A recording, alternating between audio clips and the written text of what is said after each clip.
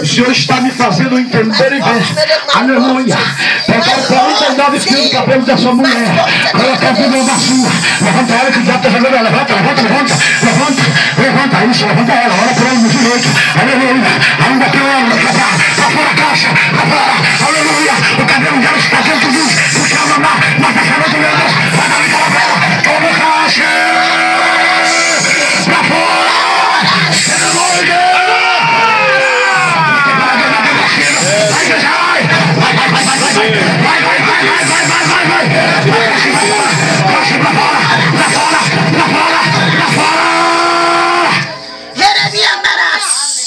Glória a Deus.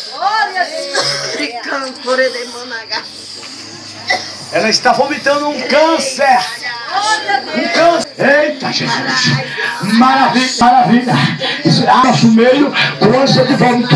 Não saia do seu lugar. Vem pra cá para nos orar por tu. Aleluia. Todo câncer. Cabelo no centro do bambu. Mas encruzilhada. Agora nós lutando vaga do shopping. Aleluia. Todo resíduo seja vestido dessa noite pela glória do Senhor. Porque para Deus não tem pessoa.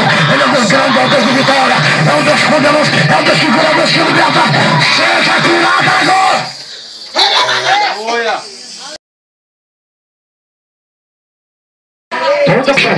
Toda bruxaria, pra fora, todo poderio do diabo, pra ser parada contra aqui, olha só porque você volta vomitando. Olha aí,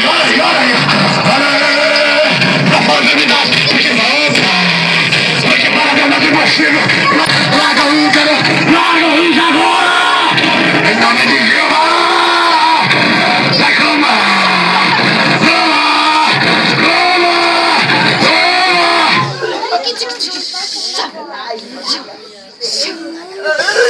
Aqui está vomitando, irmã. Toda obra de bruxaria. Meu Deus. Perto do Jaci Paraná. Estrada de Rio Pardo. A 13 quilômetros. O nome de Samba. Enfiaram em um pé de Jatobá. Aleluia. O Senhor está fazendo. Ela vomitar uma enfermidade de dentro dela. Olha só. Que coisa tremenda. Isso é coisa de Deus poderoso. É Deus que cura. É Deus que liberta. É Deus que batiza. É Deus que renova. É Deus. Liberta, Senhor. Liberta, vai. É o Senhor. Seja curado agora. Em nome de Deus. Enfermidade pra fora. Agora. Ele é minha aleluia. Ai, descansa, Há mais alguém com ânsia de vômito? Há mais uma pessoa que está dizendo, Senhor. Há mais uma pessoa, não sei, com uma enfermidade grande dentro de você. Você está sentindo vontade de vomitar. Por favor, quantos pingos de sangue tem?